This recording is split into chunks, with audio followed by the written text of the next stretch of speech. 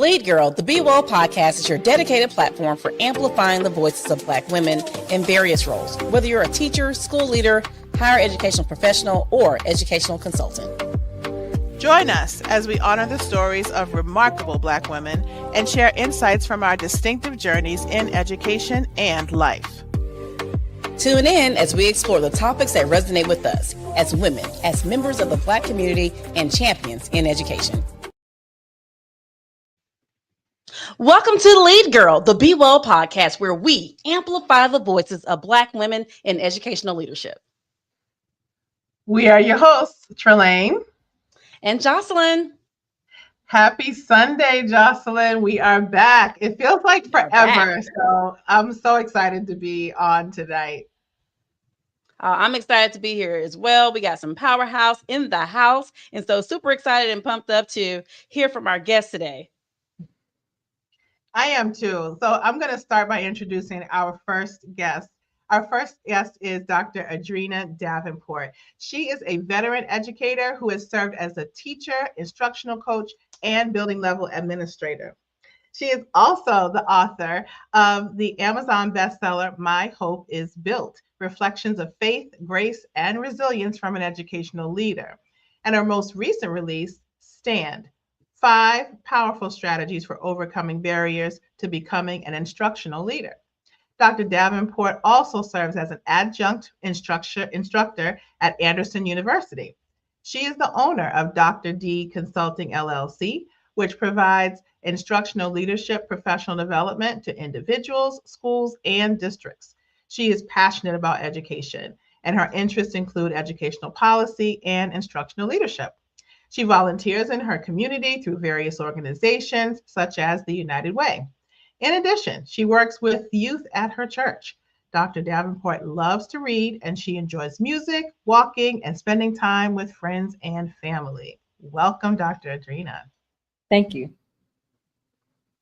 Look, I'm excited to introduce our other guest here, who is bold, optimistic, spontaneous, and substantial. Dr. LaQuanta Nelson has served in education as a teacher, assistant principal, mentor, district level new teacher coordinator, motivational speaker, and consultant over the last 21 years.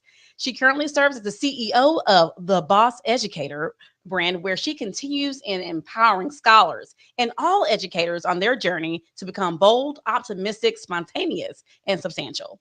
Over the years, Dr. Nelson's background and experience in leadership has yielded her to transform underperforming schools in her state, support culture transformations in schools across the United States, and help curate thriving cultures in organizations across multiple spectrums of business. And so, glad to have you on, Dr. Nelson. It is a pleasure. The Boss Educator. Thank you so very much. I'm excited to be in the house with some other powerhouses. Thank you. Well, this house is big enough for all of us, so that's a good thing. All right. Jocelyn, you want to kick it off? Yeah. So, we heard a little bit about your bios, and, can you tell us a little bit about, where you are currently in this world of education and kind of describe your journey into education and leadership? And so, Dr. Nelson, let's start with you. Well, currently I am a full-time keynote speaker, consultant, coach. I run my own business. It is The Boss Educator. And I have, schools all across the United States that we really lean into this concept of culture. So if people were to ask me, like, what do you do? How do you help? Everything that at this point that my area of expertise and my passion and my area that I support is culture. And so people are like, well, what is that? Do you have effective communication in your building? When you walk in your building, do you feel drained or do you feel energized? Are people really working together? Are we doing what's best for students? Like, that's the thing, right? And so many people are like, people that know me, they're like, but you are a data guru. Like, people that know me, they're like, why isn't that your thing? It's like, that's not the thing, because what I know to be true about my experience and what research has shown us, you can know all the things, but if you don't have a culture that supports that thing, it still doesn't work, right? And so what I see, in my experience and right now across the United States in the school that I support is, people know their area of expertise. People know how to analyze data. We have new HQIMs all over the place. People know curriculum. They can back map. But what we are struggling in with how we connect with each other. Like, did you really walk down the hall and your class is on the end and you spoke to not a single student, not a single colleague? Is that what we doing? Right. So all of my work is around the research, the component of collective efficacy. So that's my lane where I support students, staff, and schools in that area at this point around building positive cultures in which, students want to be there, staff want to be there, parents want to be there. Everybody wants to be there. And so when we get these cultures that people actually want to run to, we then can create these beautiful, brilliant endings, right? We get the high performance. We get the high performance. We get the, $100 million in scholarships for our babies because they're excelling. We get all of those things.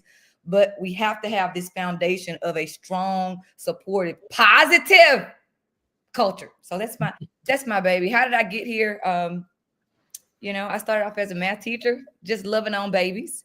And I think for my love for people is what's gotten me here, right? I love people so much that at this point, what I see, y'all know that movie that says, I see dead people? Like, really? In the world of education, okay, if we're being honest and transparent, I see dead people and my heart thrives for that. And so that is literally what's drawn me to be where I am now. People were calling me to come train and do the things, and I was starting to do it. And people like, we pay people for that. And I'm like, no, I hadn't thought about that. And so I started doing it so much for free that I was like, you know what? I've been able to love on and spread more light to more people in the space that I'm in now versus just one school. But yeah, that's where I am. I spread love, light, and culture insight, okay, all across the United States. Wow. Beautiful. Awesome. Yeah. And Dr. Davenport. Yes. I am currently an educator, veteran educator. I'm wrapping up a grant-based position where I supported teachers and students through professional development weekly, along with evaluation, which is usually kind of odd that you coach and also evaluate. But at any rate, I do that. I also, as the bio stated, I work with a local university. I've been doing that about almost 6 years now, doing adjunct work, working with graduate students as well as some undergraduate students. So pouring into those that are coming into the profession. I think it's very important that those that are entering the spaces understand what it means to be an educator. One thing that I always tell my students is that if you're going into education thinking that 8, 9, or 10-year-olds are going to fill your bucket, you are sorely mistaken. And it's probably not only a hardship that you will have, but it's also somewhat unethical to expect for students to fill your bucket or to relive some trauma that you had when you were in the 3rd or 4th grade. So I'm very honored to be able to pour into future educators. I've always been interested in how systems work, even growing up. So I was always in student council and in organizations. So being an educational leader was a natural segue because I'd always been a leader, also in church and community activities. So it was just a natural thing for me to transition from, started out teaching elementary, middle school, and served as a principal at the elementary and middle school levels. I did enjoy middle school. A lot of people don't like middle school. Either you're a middle school person or you're not. And I think I was definitely a middle school person.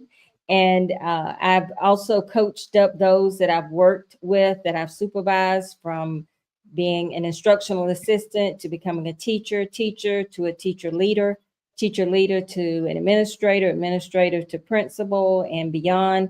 And like you, I was doing it for free. And I said, let me get paid to do that. So that's when I launched my business, Dr. D Consulting. I've always been known as Dr. D. That's what some of my staff and teachers students would call me. So just kind of segue that into my business. And I enjoy supporting others, seeing, tapping into potential of those that don't see themselves doing the thing.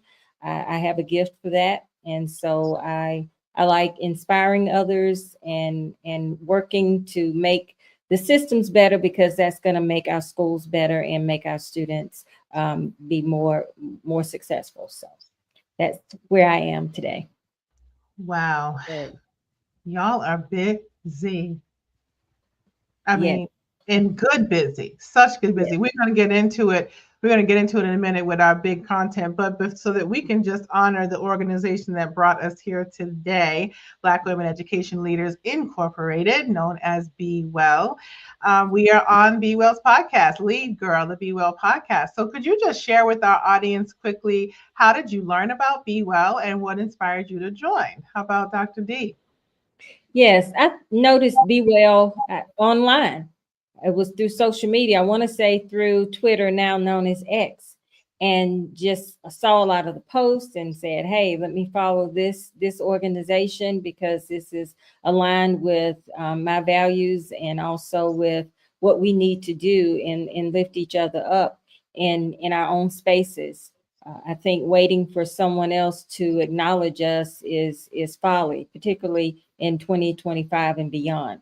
So any organization that's going to be about shifting crowns so that they're straight, about saying names in rooms where we may not be yet, that's where I want to be. So just following you guys online, and then just took it upon myself to email and say, "Hey, how can I be a part of this?" And that's why I'm here today, and I'll be at the conference. I've been posting that and getting people to sign up, because I think it's really monumental. It's going to be really awesome to be in community with other leaders, and I'm just happy to be here and to share your work and your mission with others.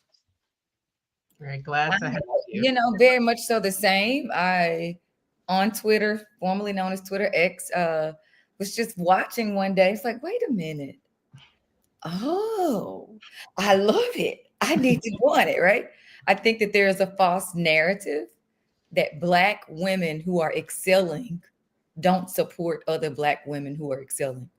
And so what I know to be true is that is not true. And what I know to be true is empowered women empower women, other women, right? And so I was just so elated to see that there was this coalition of Black excellence, right? And we know research has shown us that women in leadership are treated differently than men in leadership. True. Research has shown us that Black people are treated different than white people in leadership. So you put those two things together, then, oh my goodness, yes, you know, Black women are most definitely compoundedly treated different. And so no one else understands that walk other than other Black woman, right, in leadership, specifically educational leadership. And so I just have found it to be a sisterhood of support that is much needed, that we just need to continue to elevate. It's a beautiful thing. So I'm here. And looking forward to the conference as well. Yes, excellent, excellent. We're so glad that both of you are with us. So I can set up this this conversation. So May is we had Mother's Day this month, earlier this month, and so we were just thinking about this idea of motherhood and leadership, educational leadership, and Jocelyn and I have talked about this. We can't stop talking about it because we are mothers, and we're both mothers of two. We're both mothers of children who have a significant age gap in between. And we are both not unpartnered mothers. I like to use that term instead. And so, there are a whole lot of things that we have swapped ideas, joys, and all the things. And so I said, we need to do a conversation about this and see what we can commiserate with some other amazing Black women in leadership. So I'm so glad to have you all. And just to kick us off, both of you are mothers. And I guess my first question is, as a mother, I wondered, in thinking about becoming a leader, right? Becoming a school leader, an education leader. What was it that made you say yes to that, knowing that you were a mother first? I will say I had a very unique situation.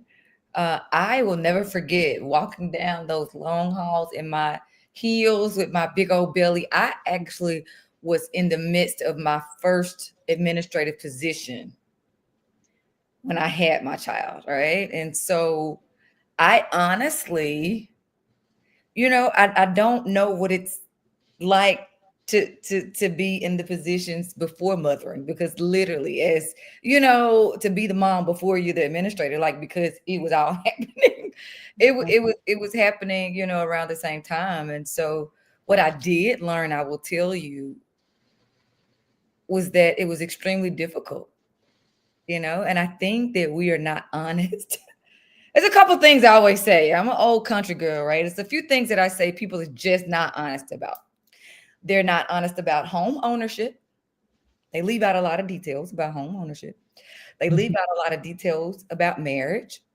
They leave out a lot of details about parenting. Those are three things that I really feel like. And so, while I don't know what it was like before, I was in such a supportive school community that they were just demanding of me when I first started my journey that I balanced. Like, I had a lot of older teachers that just were amazing to work for and work with. And while I was guiding them and inspiring, encouraging, and giving them new strategies, right, to keep their classrooms alive, they would pull me aside and say, now look, you're a mama. Have you thought about A, B, C, D, F, G? Well, how is Tyler doing with this? And I'm thinking, with what? What is that? Right? So I can honestly say, professionally, and of course, personally, I'm so grateful to have a praying mother and a family that is just, jumped in. But my school family truly, truly did help me begin my duality, right, of being an administrator and a mother, because they just was like, he's the community baby. Like, he's all of our baby, and we love him. But even in the midst of that, I will tell anybody, like, you've got to carve out that time to take good care of yourself, because if you don't, everybody suffers. And we don't see it that way. We see it the opposite. We see it as, if I don't make sure the child is great, if I don't make sure the school is great, if I don't make sure the church, if I don't make sure all the things are great, then, but in all actuality, if you don't make sure you're great, those things suffer. So, time, old man time, of course. Life got busier. Of course, at this point, he needs his own personal Uber driver, because he's, 12 and in music and soccer and baseball and, gifted all these things. So even more so now than then, it's always a balancing act. And it's one that I have to slap myself in the face, at this point, like, hold up, wait a minute. Did you take time for you today? So I would say, the biggest thing for me, of course, starting off, I had so much support. But, your kids get older and everybody's like, oh, they're all right.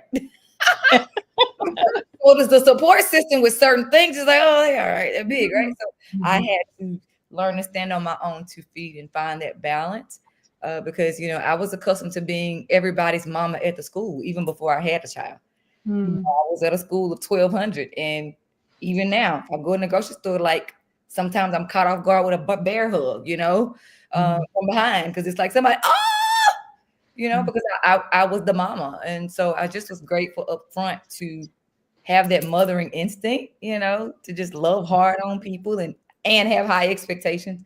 But for sure, over time, I had to find the balance of, girl, you better you refill that cup, refill it often. Sundays in my world are soul care days. They aren't self-care days.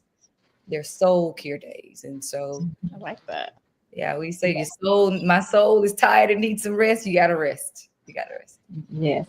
Yeah. For me, I got my first administrative position a few months after my daughter was born. So that's all that she's kind of known me as, being the administrator, first assistant principal, and then principal. when I got my first administrative role, she went with me when I was introduced, and she and I were the only people that looked like each other in the room. And so she has been able to, I guess, endure the journey that I've been on, as she has blossomed into now a professional young lady herself. So I think, like you, the support system is critical. I also think, and I don't want to say that you can't be effective if you don't have children, because I've known of educators that did not birth their own child, but were parent to the students that they taught. But it does give you a different perspective. And I would often tell teachers, you want to treat children like you want your child to be treated, not like you treat your own child, because that probably wouldn't be fair. Because you're going to let your child, generally speaking, get away with a lot more than maybe you would someone else's child. But you want to imagine that your child is sitting in that class. And sometimes that's a question that has been asked in interview situations. Is this a teacher that you would want your child to have? And that's usually the litmus test as to whether this person belongs in front of other children. So I think being a mother does provide a different perspective.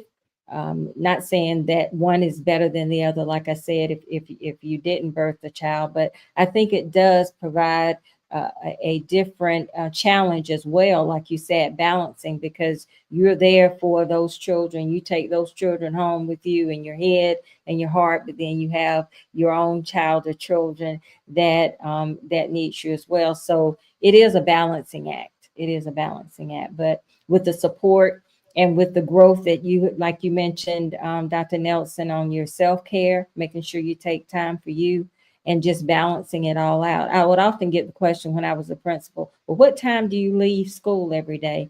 And I left school unless we had an event, because my daughter had activities that she was involved in, or either I'm an early riser, but after a certain point, I'm really no good. So it doesn't make any sense to stay there all night long. So usually 5 or 6, between 5 and 6, I was gone. And because guess what? Tomorrow was going to be another day, and that same list was going to be there. And you never really finish your list. You just have a list for today, and hopefully you can get to it.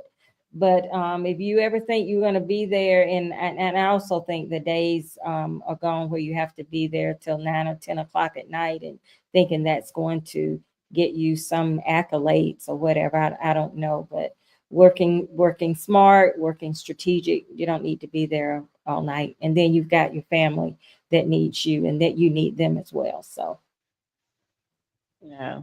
I mean, that's a good point, because it's also kind of modeling for your stakeholders and your staff of having that balance. Because sometimes as teachers, we feel like we have to show we're doing more just to feel like we're, on top of it. Yeah. And so that was actually good, because I feel like I had to be doing more than I needed to. Where I feel like some teachers feel this way a lot, that they're not always comfortable sharing that they may have an emergency at home with the kid, or they have to have something that's going to interrupt the time of day because they feel like they're not doing their part. But I think as educational leaders, it's really important to model that. And so, yeah, thank you so much for sharing that. And you talked about balancing, something I still struggle with. So,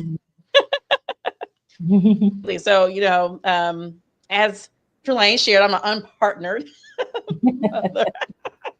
I have to use that term more often. But I have a son that's autistic, and he's now 21, and a daughter who's 9. So it's always kind of hard to kind of play the different roles. But I did find joy in being able to kind of balance some of my roles, because I was in education. I was able to do a little bit more things. And so my question for you is, what has been the most joyful part of kind of balancing motherhood with your role as an educational leader? I think, we train our babies young to be critical thinkers, because we're educators and like we see so many things in school. And so we start training our children young to be critical thinkers. We also train our children young to be effective communicators. We don't always think through what that looks like when they get to be about 11, 12, like but I will say it has been a joy to watch my child navigate school, to navigate friends, to navigate social networks, even, at their little age, and to see him be able to advocate, to be able to see him to remain authentic because he's just as goofy and weird and brilliant and bold. And, he's all of those things. So it's been a joy to see that. It's been also, like you said earlier, I was one of those teachers that would get offended when people say, well, you don't know what it's like. You don't have your own children. I would get offended because I was the one, like you just said, Dr. Mack, who, like, I was at the school from 6 a.m. to 6 p.m. or 7 a.m. to 7 p.m. and everybody else is gone. And I'm like, what do you mean? Like, I'm here. I'm loving. I'm giving all the things, right? But what I will say is, even in that, having your child does add that perspective, right? And so it's been beautiful to have the level of love that I have for people and to have poured into others the way that I did with my own child. And for him now, to have had that from this side and to also have educators who clearly love him as well. To just see, so there's been a joy in seeing your own little, seed grow and turn into this flower. I have an appreciation for it that I don't think, if I was not in education, I don't know that I would have the same appreciation for it. Yeah.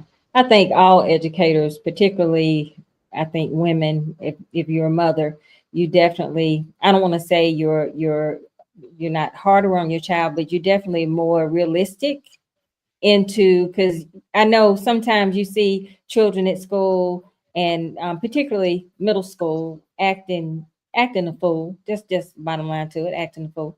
And you say, Lord, I hope my child isn't somewhere acting like this. So you just hope that the values that have been instilled in your children manifest themselves when you're not in their face. But I will say it does just expand the village, because your staff, they want to know what your children or what your child is doing, and they have poured into. I've been fortunate enough, everywhere I've gone, I still have colleagues that I still associate with, and they want to know what your children are doing, and they pray over them and share in their successes. So I think being a mother and being a leader has just widened my territory of influence, not only for myself, but for my child. I was chuckling on mute because when you were mentioning, Dr. Nelson, about them advocating for themselves and being a communicator. And I was just chuckling because of watching my daughter come into her own as an effective advocate and communicator of certain things that, she's has passionate thoughts about, right? And it's like, where did that come from? And you're like, Yeah. that would be me. I didn't think that through. I didn't think that. Yeah. Sometimes it's so funny because you're just like, you don't realize how much they are literally watching you and absorbing everything about you, how you move, how you think, the spaces that you're in, the friends you have, the professional relationships you have, the things you choose to do and the things you say no to, right? Like they are taking in all of that, and it's really amazing to watch how they process that and how that comes through in their own educational journey. So I definitely love that aspect of being a mom and being a leader. And at the same time, there's the, as the song Joy and Pain, sunshine and rain. So, we have to do this question around, what is one of the biggest challenges in terms of being a mother and being a leader? I know we just talked a little bit about balance, and I think that's always always there, and time. And I wonder what that's looked like for you all, and if you even if you have a certain scenario or an example of something that you'd like to share that really has been tough during your motherhood and leadership career. This was early on, as I mentioned, when I became an assistant principal. My child was just 3-4 months old, I think it was. And I remember during the course of that year, she got sick. I can't remember exactly. I think it was flu or something along those lines. But my husband and I were trading off keeping her because she had a fever. Of course, couldn't go to daycare. And so the assistant principal that I worked with, who was a male, was saying she's going to have to do something about that kid, because I was out. I think like I said, we were rotating being out, my husband and I. And so, needless to say, that was, I was upset. I was mad, to be honest with you. And I said, well, I'm going to have him understand what thus said the Lord when it comes to me and my child. So I had him come to my office. I sat down behind my desk. He was sitting in front of me, and I said, I hear that you have some issues with me being out taking care of my child. I said, I do more around here than you do. And the more I know how to do, that's just going to leverage me to the next level. But if you want to draw a line in the sand and you take on these tasks and I take on, you take on these tasks, I take on these other tasks, we'll see who comes out on top. Because at that time I had more influence and definitely had the appreciation, respect of the staff, because he was, he was not very professional and didn't have a whole lot of work ethic. And so I had told the principal, though, prior to me talking to him, what I was going to say, so that way he can go back and say, well, she said this, that, and the third. And he was delighted to know that I was going to put this gentleman in his place. And so nothing else was ever said that came back to me if I had to be out again, particularly if it came to my child being sick, which, by the way, I didn't tell him. He just heard about while I was out, because, you don't want to overshare too much. And so at any rate, I just do remember that. And I know some people, like you mentioned before, perhaps maybe it kind of goes back to the culture of your system. But if people are going to be out, they're afraid to say that they are sick or their child is sick or they have to take care of things. But I've never been that type, and I've never had workers or people that worked under me. If you need to take care of home, you need to take care of yourself first. Because if you're not doing that, you're not going to be any good to us or your students. So I did have to challenge a colleague when it came to taking care of my child. I will forever remember being in a board meeting for, it was a local museum, okay, local museum. By now I'm doing turnaround work. Everybody in the community, when you're doing it, it's heavy lifting. But when people see, oh, wait a minute, they're getting some movement, things are changing. People call you to be on boards and committees and all the other things, right? Mm-hmm. And I will never in my life, as a matter of fact, to the point that, like, it's in my book, it's in Boss Moves, like I wrote it in there because it's that vivid I will never forget sitting in that board meeting and my phone just started blowing up. And I'm thinking, why is my phone blowing up? Silenced it because I'm like, okay, I'm calling right back on the board meeting. About the 5th call, it hit me. My baby's in daycare. In the midst of all of my years of being the educator who stayed late because the mama was working late because of ... I found myself in that position.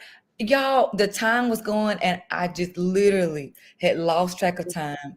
And it was actually aftercare was calling. And she said, you're never late. We know there has to be something. He's fine, but we were making sure you were okay.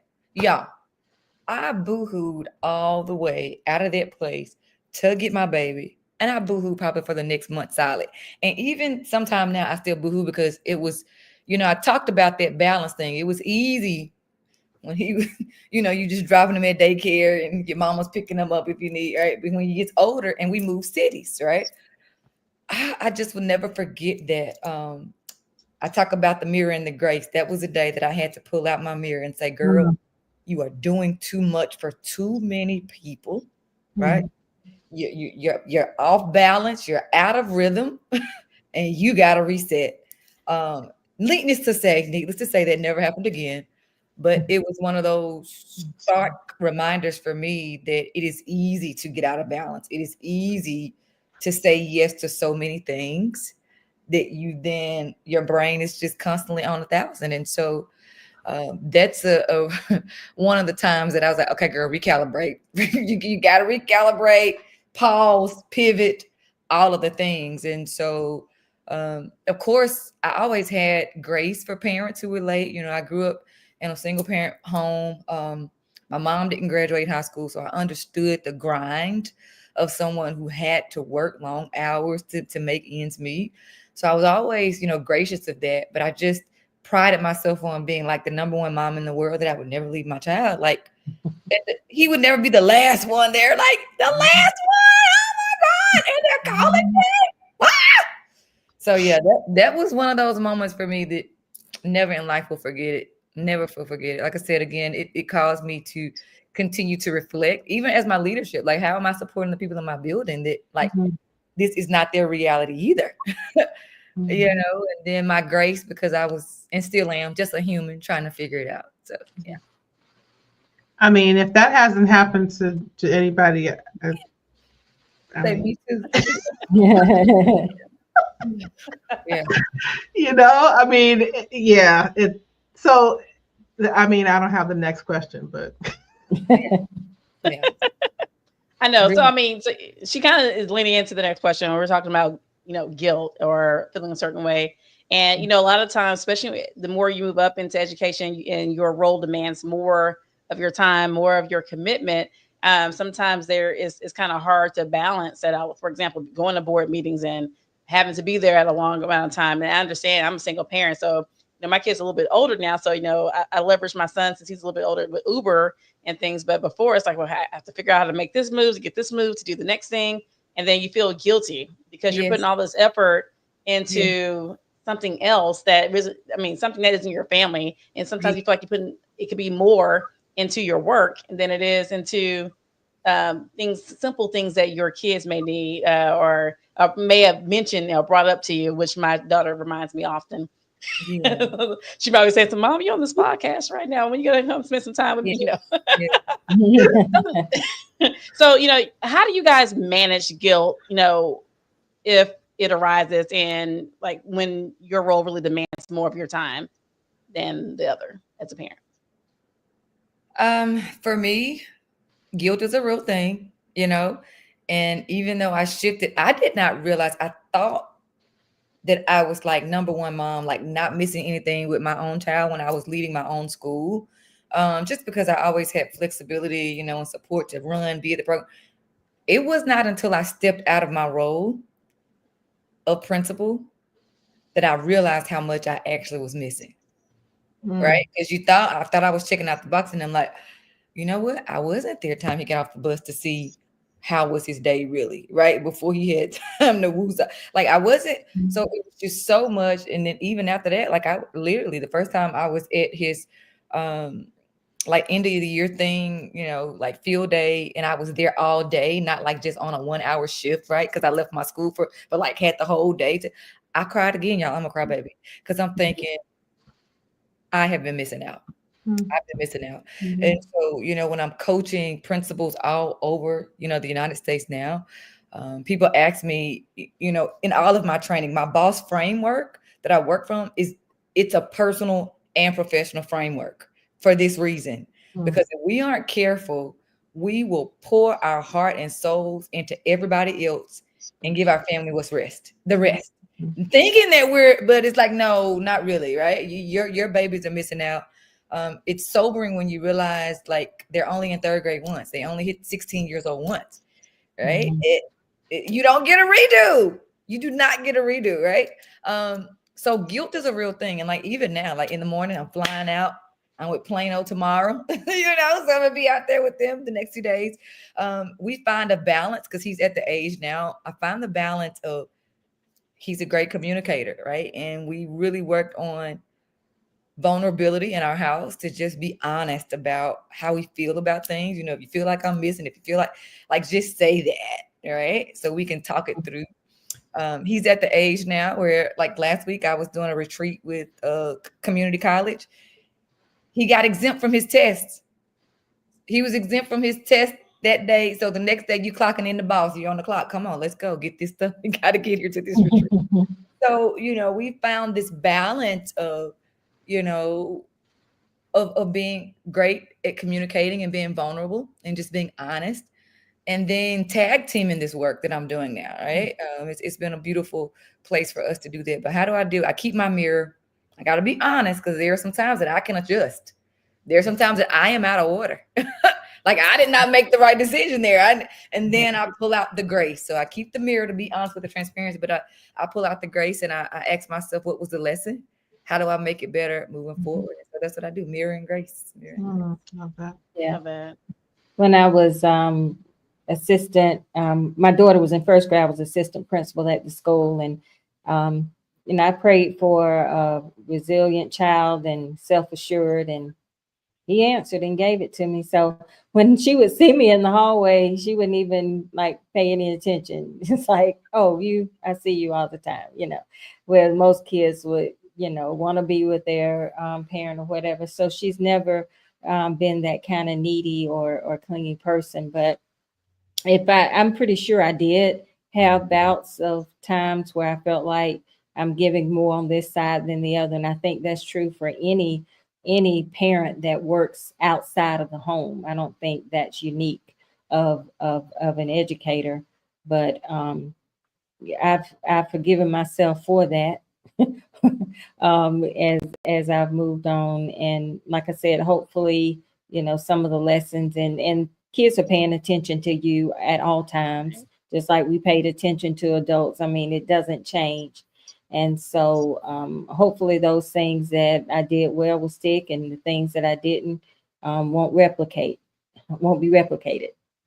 But yeah, for the most part, I think the support system I had, particularly with my husband and my mom and others, it just my child never went without or lacked because I was a principal, and I didn't want her to be that. And so I think the question may come up later. I know the question has been asked of me, well, how do you do it? Or I've known of some people that have been in situations where they are a parent. And so the assistant may take up the slack, so to speak, because they don't have children. And then they feel like, oh, I'm being dumped on. And so it's like, if you want to be a situational martyr, then take what comes with it. And if it's too much for you to handle that, if you don't have the support system, then maybe it's not your season to be an administrator, is the advice that I give people. But I think people are not honest with each other about that. And I'm just so grateful that it's on my heart to be honest and open with people, So when they ask, like, okay, do you want the honest truth, or do you want the reality with the research, or you just want me to tell you what's gonna feel good, Right. I think that's a reality that we need to talk about, because then what happens is I know more educators on blood pressure medicine and anxiety pills than anybody else, right? Because we're trying to do all the things. That again, it just might not be the season. Right. That's what I say. It's not your season.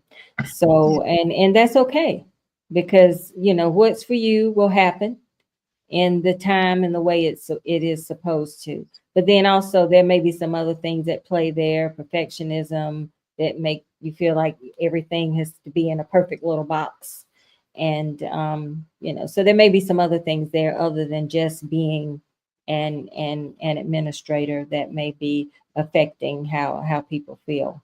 But it definitely is, if you're working outside of the home, regardless of what you're doing, it's going to be some challenges. I would say education may be a little bit better because your hour, well, not your work hours, but for the most part, your schedule coincides with your children's schedule. I mean, if you're an administrator, you may have some weekend things to do, but for the most part, if your children are out now, as administrator, the summertime is your time that you are working. You can provide yourself with some clarity because only a few people in the building, you can get some work done. And but generally speaking, I think that we shouldn't have to carry that load of, because we're educators. It's any parent that works outside of the home is going to have to deal with that balance. Yes, for sure. As we get ready to close, I mean, we could go forever on this topic, right? But I would love for each of you to quickly just maybe share one tip, something really practical that our mother leaders can take away with them, as far as how to.